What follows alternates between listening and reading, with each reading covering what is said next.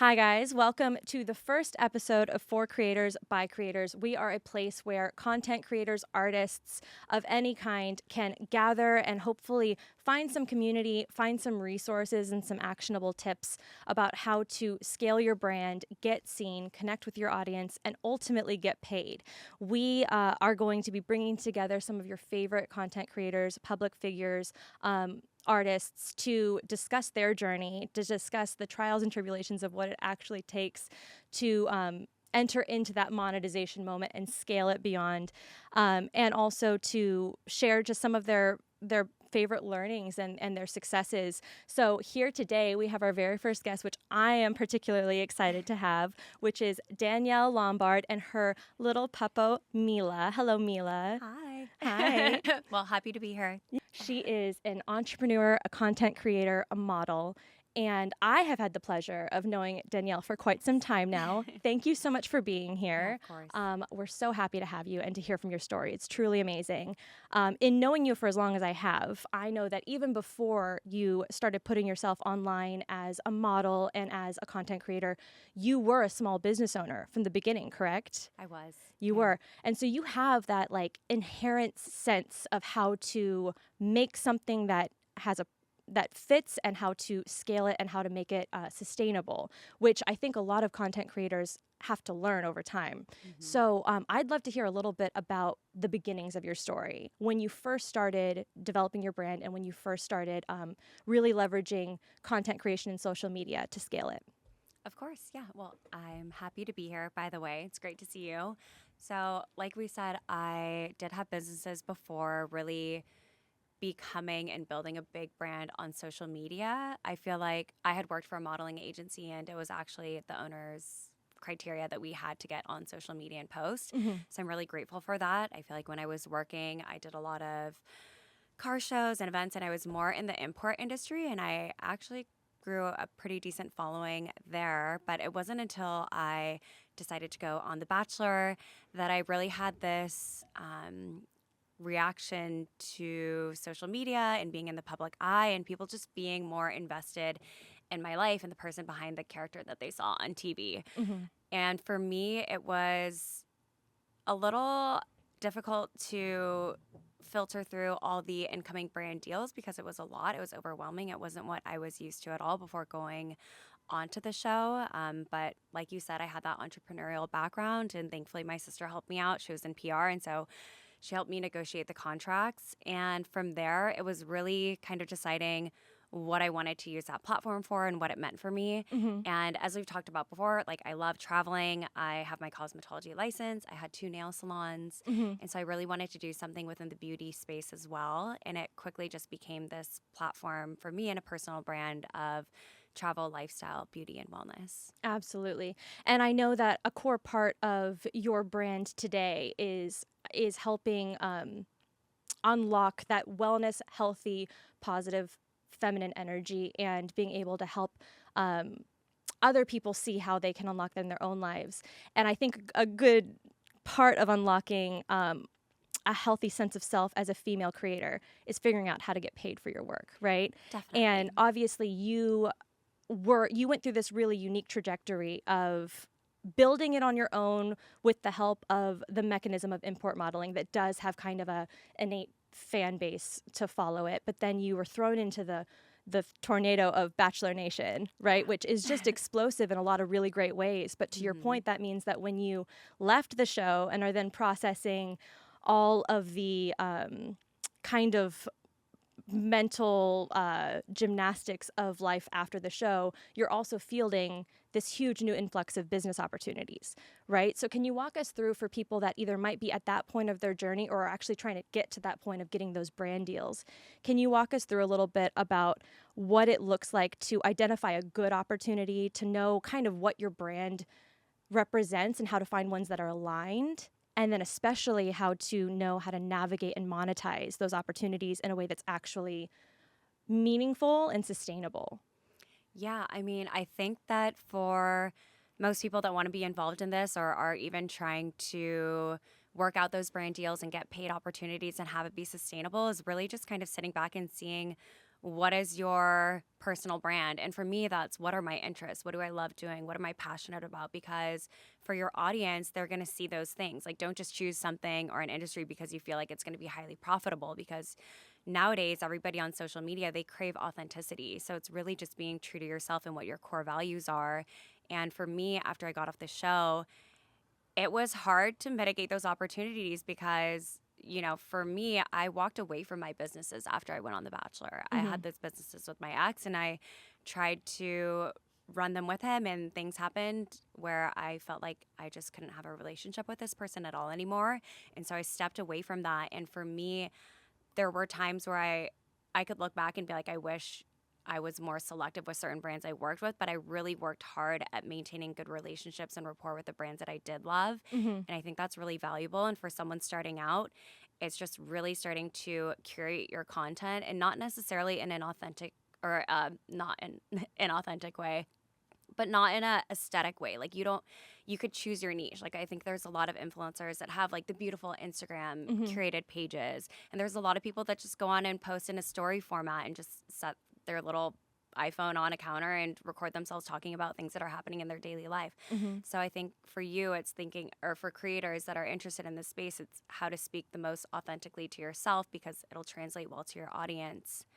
If you really want to work in this space and you're trying to reach out to new brands that you really want to work with, just start buying their products on your own Mm-hmm. and posting and creating content, and engage in their account. Like, comment on their pages on social media, leave genuine responses, and really show that you're connected to the brand and that it resonates with you, because that's the easiest way to go ahead and get those paid opportunities. And then Mm-hmm. from there, it goes into negotiating the contracts, which I'm sure we'll get into. Yeah. Well, on that note, as a journalist myself and as a writer, I didn't have the opportunity to write for pay until probably 10 years after getting my degree in the space and having really decided that that's what I wanted to be. And one of the lessons I learned in monetizing that career was to play the long game. If it's something you love, if it's something you really want to root yourself into and have your identity tied to, it's almost like you have to be willing to love it enough to do it for free at first. Yeah. And to your point, that means like find the brands, find the partners, find the niche that you actually feel comfy and safe and seen and represented by, and just start moving in that space, so that when you go and you either are approached by those brands or you start outwardly approaching those brands, they can already see it. It's already a proof point because you're living and embodying that already. And I would imagine that that feels better as a creator, to have brands that you are comfortable putting your name behind and having people find and source through you. Definitely. And I think that's how you build rapport with your audience. If you're just constantly taking on any brand deal that's sent your way, especially if you're someone who's getting off a show and having a ton of outreach and inquiries, it's really confusing for people following you to try to track what you're really authentically representing. Mm-hmm. So for me, and for people starting out, I think it's important to kind of filter through and see like, what brands am I most aligned with, and what do those brands represent? Mm-hmm. Is it just the product? Like, what are their core values? I think for me, I really started looking into, how do these brands give back? How do they engage with their audience and their community? Are they sustainable? Are they like a new hot trending product? Or what is the longevity of this relationship? Because I feel like if I put my name on it, then it has to be something that is really a solid product and brand. Absolutely. And so, okay, so we have the point where we figured out the niche or the space we want to work within. We figured out what our values are and what we're looking to represent with our content, with our brand. And now we're in front of those brands having those conversations. How does a creator that's starting out or that's trying to scale into a different level, how do they know what to price themselves at? Like, is there some type of best practice you can share related to that, or maybe some type of resource people can leverage if they're trying to figure out what truly is marketable and fair? Like, if you're new to negotiating contracts, it could be very intimidating. It's hard to put a value on something. I think specifically speaking to people that are within the creative space, Mm-hmm. it's hard to quantify those metrics and numbers. But nowadays we have all sorts of tools for measuring your engagement, Mm-hmm. your amount of followers, the demographics that you have. Like certain brands, especially speaking for myself, like prefer people who have a mostly female audience because those are their target demographics and Consumers. clients. Exactly. I mean, and that's speaking in general. So I think that's really important. And you could look up all sorts of different things online to see what your starting base is. And I think for me, because I came from a TV show that had a huge following, that also plays an aspect into what I can negotiate, because not only are they paying for my engaged audience and my following, but I came from like a very specific franchise that has a dedicated following. So it's also knowing that I was someone in the public eye. So if a brand works with me, they're getting that extra PR. Exactly. Okay, so now we're through to negotiations and figuring out what your like market value is, what your rate is, how to establish that rapport. What does it look like once you start generally working with one brand and you want it to continue? You want it to be that's kind of the point of these conversations, is we want more creators, more content creators of any size, the micro creators to the massively, successful influencers that are trying to continue to scale their brand. We want them to be able to have a sustainable living from their passion, from their content, from their personality. Tell us a little bit about what it's like to manage those relationships and to keep like longevity in play. I think it's really important, just do your due diligence. Find out as much about the brand as possible. Set up a phone call. I feel like when things are done via email, you oftentimes kind of check out. You might not read everything, even if they send over a creative deck. Like, get on the phone with them, set up a call, and really ask all the questions in terms of what are they expecting on their end and what are your expected deliverables, and find a way to really highlight whatever product or brand or messaging that they're trying to convey.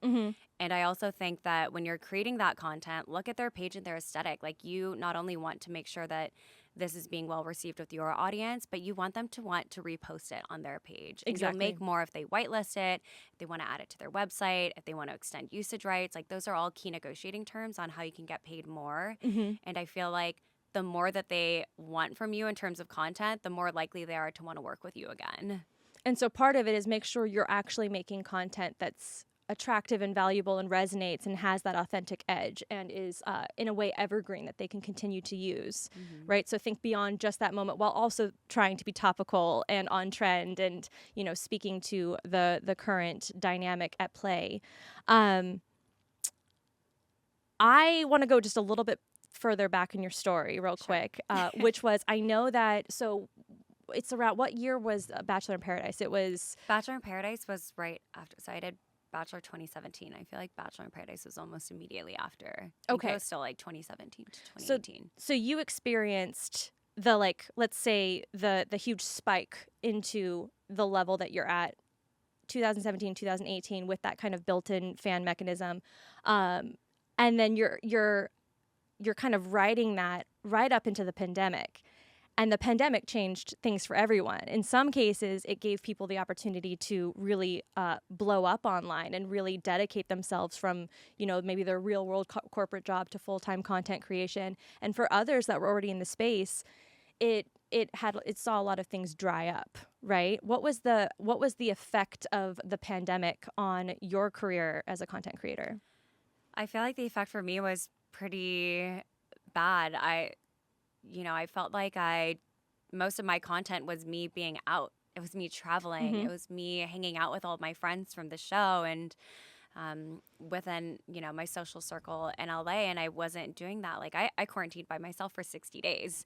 So I really experienced a huge impact on how am I going to create content in my space and make it relevant.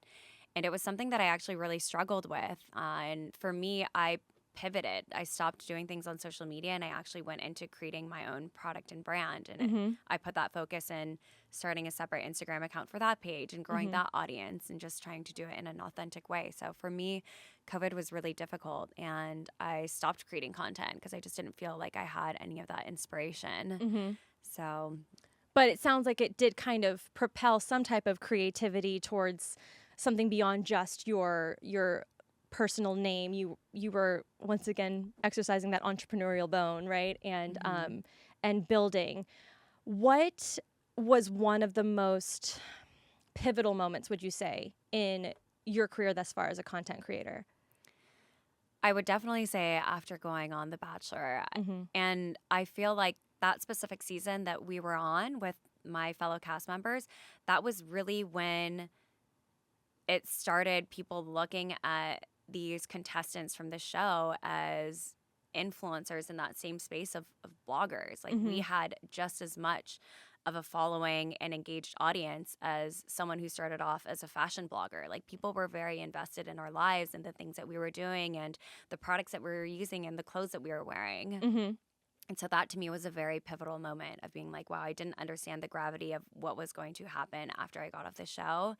And coming from a business background, is like, how do I monetize this? Mm-hmm. So beyond like demonetization and having algorithms suppress your content, having the pandemic shift kind of your approach, there's also a very heavy edge to digital rights ownership and being able to maintain ownership and authority over your content once it's released. Have you ever experienced a moment where your content might have been used, you found that it was stolen or being used without your permission, or that it was being used, with some type of fake account or anything like that? Well, yes. I have someone who continues to this day using my photos and creating dating profiles and Instagram accounts and Facebook accounts pretending to be me.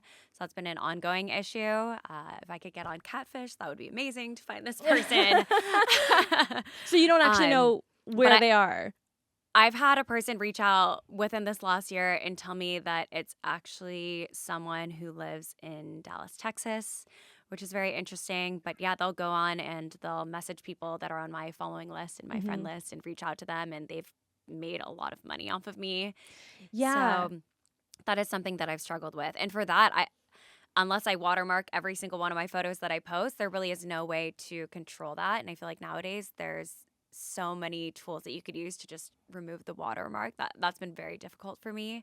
But in terms of working with brands and having people repost on social media pretending, to use my content for any other thing aside from that, I haven't really experienced it. Well, and that's one of those huge gaps, I think, right now in the industry, right? Is that we are creating this content, we're putting it out, and we're working so hard to get monetized for it and to be able to, and we're putting so much effort into having it be representative of your brand, of your personality, and then to have somebody else be able to profit off of it without just purely in your image. Yeah. What has that process of trying to fight that really looked like for you? I mean, unfortunately, because I don't know their legal name, I haven't been able to do anything about it. But I feel like it's different for content creators that feel like people are repurposing their brand. And I think it's a lot easier to do nowadays because a lot of people are doing faceless content. Mm-hmm. They're writing a caption or they're sharing their poetry or, their books online and creating these very aesthetic videos. People reuse it all the time. Mm-hmm. And for that, I don't know. I don't know what that looks like legally in terms of figuring that out. For me, the only thing that I felt like I could do to protect myself, and this isn't really with people repurposing your content or stealing it, is just when you're negotiating contracts with brands or even, doing these trips that I have with hotels, is look at the content usage rights and make sure it's not in perpetuity. Because for me, that happened several times where I was like, oh, 6 years later, they're still using my content and running paid ads on it. But for me, I was so new in this space when this was happening that I didn't look at that. And I think that's something that creators really have to be aware of nowadays. Absolutely. So make sure that not only are you finding the right brands and fighting for the right pay, but that you're aware of exactly how long it's going to be used for, to what degree. I know of creators that signed up to do, a really lightweight photo shoot that turned into a whole ad campaign and billboards in town that they didn't even know were going to be up there. So it's just about paying really close attention to anything you sign your name to anything you assign your brand to, and knowing how to advocate for yourself, right? I think that that's one of the things I've always been so amazed with by you, is that in the field of modeling and of nightlife and of acting and all these things, when you start off in your 20s or when you're in your teens, even for some people, usually takes a lot of hard lessons to learn that. Yeah. And I think that you've always had that really impressive ability of like sense of self and ability to advocate for yourself. Is there any piece of advice you'd give to a content creator who's still trying to kind of find that voice and find that advocacy for themselves? Well, I feel like at the end of the day, when you're a content creator, it's a business and you're your top employee. And so it's just really having that confidence of knowing like this is the type of content I'm creating and the work that I'm putting out here. And your rate can be negotiable. Like, I don't think there's a set rate that I've ever had where it's like, this is my single rate across the board. Like, work with the brands and be like, this is what I have to offer. This is why I feel like your product resonates with my audience. Mm-hmm. And this is how much I charge. Because at the end of the day, a content creator, like for me speaking, I'm a hairstylist, makeup artist, like facialist, an entrepreneur, a travel advisor, like a wellness influencer. I have a broad spectrum of different things that I bring to the table. And so I think when you're a creator, you have to know like these are what my offerings are. This is what sets me apart. If you want the scope of work to entail these things and for the usage rights to be this much, like this is my range and my rate, and this is how much I'm willing to negotiate for those things. I feel like you really just have to be confident and don't just offer like a hard line, like be flexible. Mm-hmm. And for you, in your experience with negotiating brand deals and maintaining them, has there been one particularly like juicy or exciting opportunity that you'd had come through from a brand? Yeah, well, I feel like for me, I was a long-term customer of Revolve. Long before, Revolve. long before going on The Bachelor. I really, really loved their clothes. I had, after I got out of college, even wanted to start a very similar company until I discovered Revolve. So for me, after I got off the show, I reached out to them, and I believe I actually received gifting that I wore on the show. And after that, I just reached out to them and wanted to continue a relationship. So for me, that was one of my dream collaborations that I had. And doing the Revolve events back when they started and traveling all over the world and making money and getting to wear some of my favorite clothing products, like that was really a beautiful moment for me to be like, this has come full circle. And now not only, I rarely have to purchase clothes from them anymore, and I get to work with all these amazing people. I love that. So obviously the main platform to start, I think for you, was Instagram, correct? What other platforms have you used, and how has the shifting algorithms and the way that we use social media, how has it changed your ability to be seen, do you think? So there are so many different platforms now. I feel like it's easy to feel overwhelmed. For me, Instagram is my main platform on social media, but I also have monetized my Facebook page before. When I modeled and was in the import scene, we traveled all over Europe and Asia, and a lot of people at the time weren't using Instagram. They were using Facebook as a main way of staying connected with the people. So I actually have a really good following on there. I loved using TikTok. I think TikTok's a great format to express personal opinions and thoughts and stay up to date with current topics. And I've done TikTok here and there, but I would say for the most part, I just feel like my main audience is Instagram. And if you were to make a guess for people building up their brand, is it better to just double down on the whatever platform you know the best and maybe already have like some type of following on, double down and just really hit that one hard? Or is it better to utilize every single platform available and just try and create a cohesive through message across those platforms for monetization purposes? For me personally speaking, I feel like it's easy to experience burnout in this industry, especially when you're constantly trying to be one step ahead and be creative. There's a lot of pre-planning and work that goes into creating really amazing content of a high value. But I feel like there are so many different editing tools nowadays that help you post across multiple platforms. And I think specifically speaking with Instagram, Facebook, and TikTok, you could use that same framing to post on all platforms. So I feel like if you're going to start anywhere, that to me seems the most manageable. What does the future look like for you? Where do you see your content going, and do you see the technologies that you're using evolving as well? Oh, definitely. I mean, I think AI has made it very easy for you to create a really solid game plan on how to best utilize your content, even helping you come up with content ideas. I'm sure ChatGPT could even help you create a whole platform of exactly what to shoot, when to post, your captions, how to monetize your hashtags, and SEO optimization as well. I definitely feel like that has helped offset the amount of work that creators have to do. Mm-hmm. I think for me personally speaking, after everything that I went through with COVID, it really caused me to kind of take a step back and reflect on the things that were really important to me. And, I've always wanted to have my Instagram be a platform where people felt like they could really come and feel like they're a part of a community. And Mm-hmm. like you said, I'm all about female empowerment and wellness and just living life to your fullest in the most authentic, balanced way possible. I feel like for me, I kind of have my hand in a lot of different things just based on my background experience.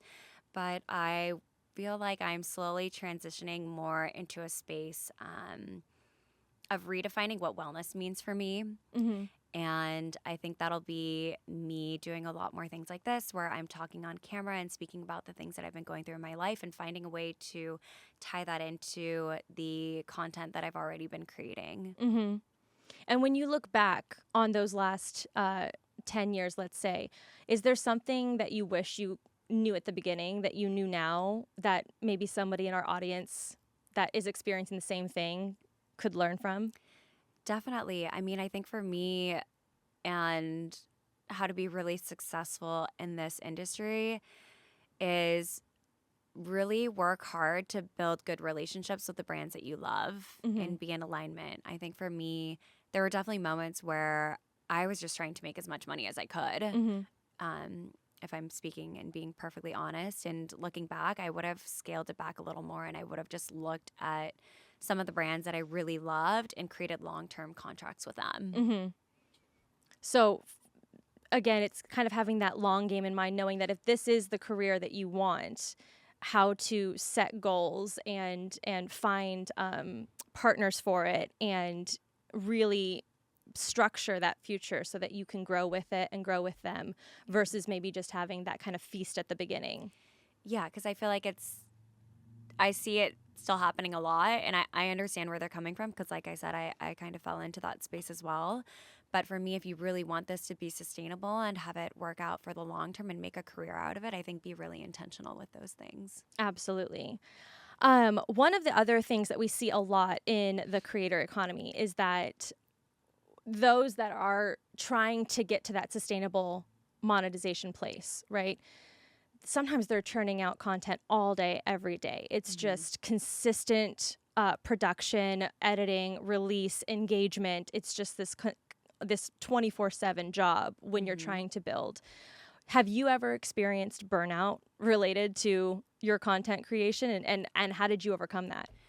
Definitely. I mean, I took almost a year and a half off of posting anything on social media during COVID because I just felt so exhausted. And I also just felt like I was living a lifestyle that wasn't very authentic to what I had been putting out on social media.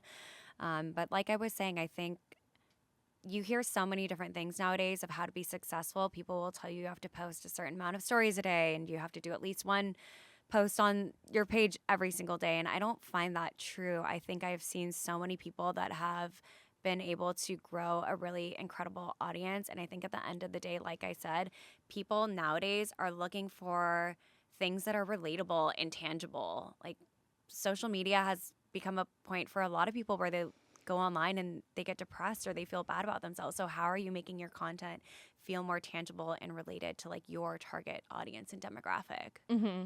And how much of your content is really informed and inspired by that community? Like, do you go to that community to find out what's resonating and what they want more of? Have they helped inform what you've evolved into?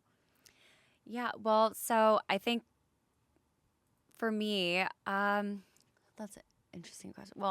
Okay, so for me, I just started this high vibrational community, and I felt like for me, now that I've been posting consistently, I feel like I went through a really difficult time in my life. Mm-hmm. And it was hard for me to want to create content feeling like I wasn't really even being authentic with myself. Mm-hmm. And I think I'm at a place now where I feel really good. I've done the work. I think I'm returned back to myself. I'm taking full ownership and accountability of the things that have happened in the past. But I really think that that's translated online. And I've been receiving so much feedback in terms of people saying how they notice that growth and that change.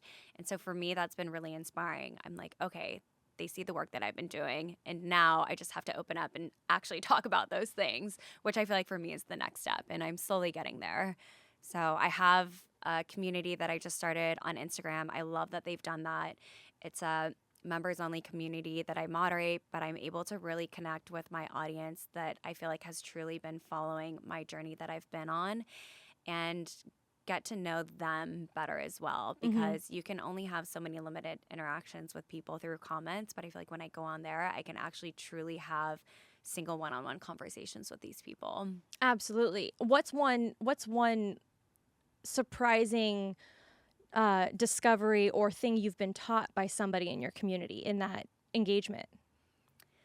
I think it's just that we're all collectively going through the same thing. Like, we're all having a hard time. We're all, like, COVID caused us to really take a look at our lives and reevaluate the people, places, and things that we're doing. Like, do we love our jobs? Like, do we love where you live? Like, do you enjoy the activities that you're doing? Like, what things did COVID make you miss? And so for me, it's been a very reflective period that we're coming out of. Absolutely. And that it's so true too, because on one hand, we know that the double-edged sword of social media is that by immersing yourself into this environment where comparison is inevitable, where maybe hyper filtering or inauthenticity is encouraged. There's also the opportunity to find those connections, right? And I do think that one of the positives in some circumstances from having to go through isolation, you said you did a 60-day isolation. Did you, I know you weren't, you had taken a break at some point, but at any point in that isolation, did you find comfort or community in the people online that were showing up for you or that you were engaging with? Was there a way to feel more connected still with that audience in the midst of real world isolation? Yeah, I mean, like I said, I kind of took a break from posting. So I was just talking to people online through DMs, and I was still posting stories here and there. And I feel like that's the way I stayed the most connected with that audience. And for me, I did the same thing. Like we were mentioning, you go online and it's hard not to compare yourself to certain people. But I did a huge purge of my social media accounts. It's like, who am I following? I'd look at my Explore page and be like, I don't want to see these things. And now when I look at my Explore page, I love it. I have so many inspirational quotes. I'm seeing all these incredible podcasts with different thought leaders, nutritionists, and wellness experts around the world. I see, amazing food recipes, animal videos. Like I go on my page and I'm actually excited to see what's on my Explore feed. And I think that's what people maybe don't realize is I recently kind of reprogrammed what I was being fed by taking that good hard look, parsing through it and saying, this is no longer aligned with me. I want to move into this space. And that does create so much more inspiration and so much more information that you can use. Where are you going to find your inspiration for this next season that you're moving into? Even beyond social media, where are you finding inspiration to kind of feed into that new self, that new brand that you're developing, to kind of fill in if it's artistic, if it's spiritual, if it's musical, how do you fill up your cup to feed into what you're putting out there? Yeah. So within the last 2 years, I feel like I've really done a deep dive into my own personal growth and spiritual exploration.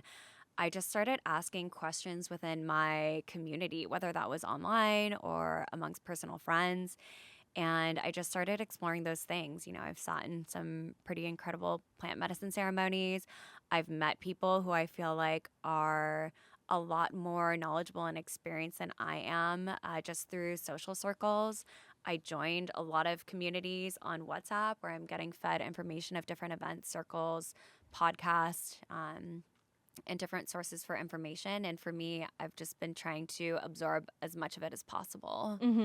And then just filter it through the way you present yourself and this kind of posture of wellness, of being fully embodied and kind of taking ownership over your own identity, right? Yeah. And I mean, we all know there's so much information out there. It's just seeing what resonates with you the most. Was there a moment in this journey where you mentioned that you realized maybe like a year and a half ago that the content you were putting out wasn't necessarily authentically aligned with you, because you realized you might not even in that moment in the real world in your inner life be fully aligned with where you're going. How do you reconcile that? Like, how do you find a way to evolve and keep your audience along the way? How do you find a way to maybe pivot your focus and still provide valuable and relevant content to the people that have been there with you from the beginning? I think you really have to look at your content and be like, what, maybe you have, 3 or 4 different categories or things that you normally post and talk about, but you want to step away from 2 or 3 of them. Like, look at the content that gets the most engagement, that's Mm-hmm. resonating with your current audience. And I feel like stay consistent with that, but slowly start to introduce the content that you want to put out, Mm-hmm. because that'll attract a new audience. And I feel like the people that have been following you for a long time, if they're still getting tidbits of the content that you want, they'll slowly start to resonate with the new content that you're putting out there as well. Mm-hmm. I feel like you said, it's just taking them along for the journey and letting them know why you're pivoting, Mm-hmm. because your audience, as you're changing and growing, they are too. So it's a very high probability that they're experiencing the same things that you are. Absolutely. From you, you have this robust network, all these friends that are in this world with you, right? So I would imagine there's an element of you already have a sense of community amongst your real world people because they're in this also.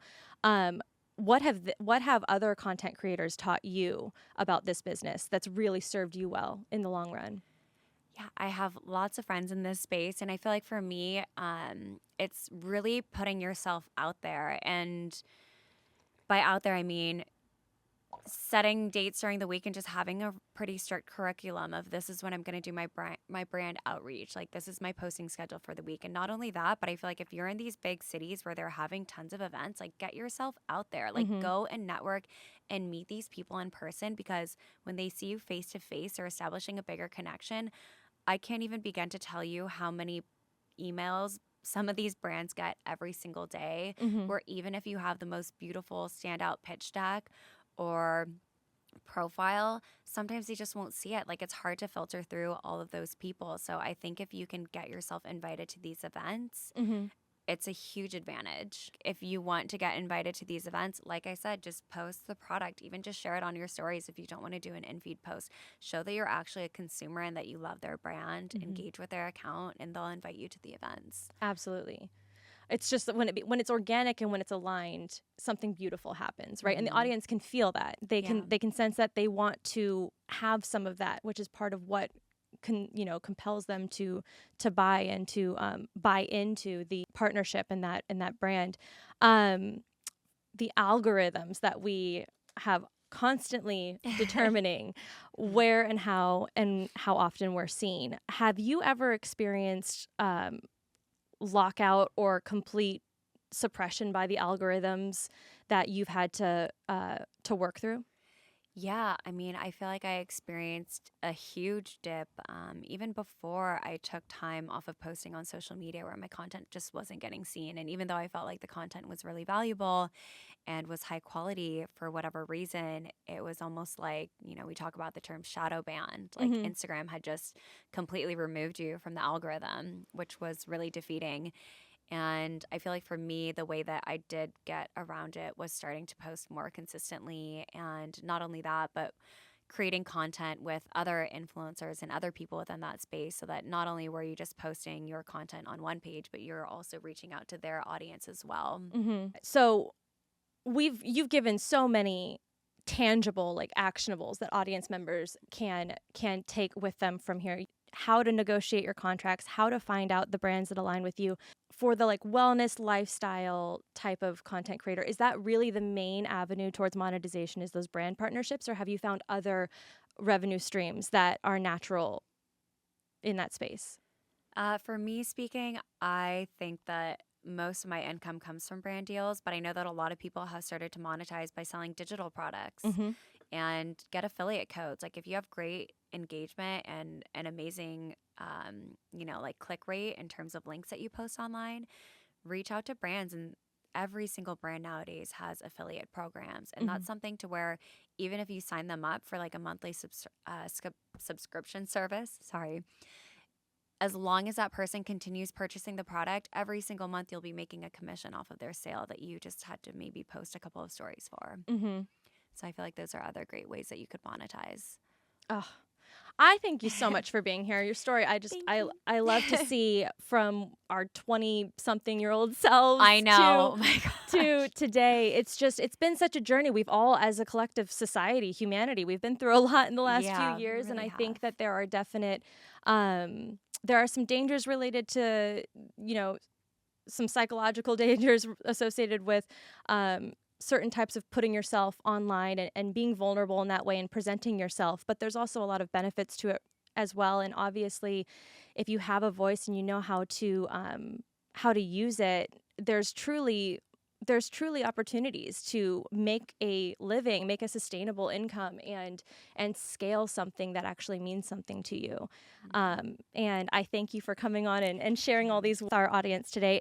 Is there any last thing, if there's somebody listening to this or watching this right now that maybe is just feeling like they want to give up because they've been at it for so long and they haven't been seen? Is there one piece of just uplifting, like, advice you'd give them to help them get past that moment of wanting to give up? Yeah, I mean, I feel like at the end of the day, just give yourself grace and allow yourself to really grow and scale your business. Everything takes time. Mm-hmm. And every single successful person I have ever listened to in a podcast or a speech or a TED Talk has always said that success is a step away from the moment you want to give up. So, really just have persistence. I think we live in a world of instant gratification, and just continue doing the hard work. And if you have one tactic for reaching out to brands or trying to monetize, try something else. Like Yeah. there's a lot of things online and different ways to make money, so you'll get there. There's so many online, you can learn anything off of YouTube alone, Yeah. right? Like, you can truly teach yourself, and all these tools, these, like, we're now entering into the world of Web3 and having truly new ways and new technologies to create artwork, to create content, and to have it be seen, felt, and experienced. So yeah, everybody just be willing to learn, be willing to start with humility and work. And I always just say, like, make sure you love it. Yeah, Make sure exactly. you love it enough to not get paid at the start, and be smart enough with that long game, like you mentioned, to, or maybe not, to be strategic enough to, if you're ever working for free, have an exit plan for when you want to actually start turning on that faucet of being paid for it as well. Yeah. Yeah, I agree.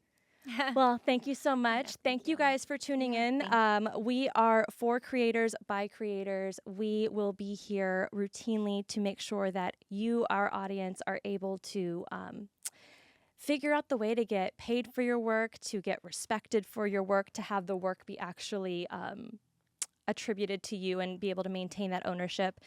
And hopefully to have some fun and build a community and find other people like yourself. So make sure to go ahead and hit subscribe. And Danielle, last question, where are the best places that people can find you if they're not already actually following you? Yeah, so you guys can find me. Like I said, Instagram is my main social media outlet. So that's at Danielle L. Lombard. And you can also find me on TikTok. I'll be posting more there, and it's the same. It's at Danielle L. Lombard. I love it. Thank you so much. I know. Thanks for having me. Of course.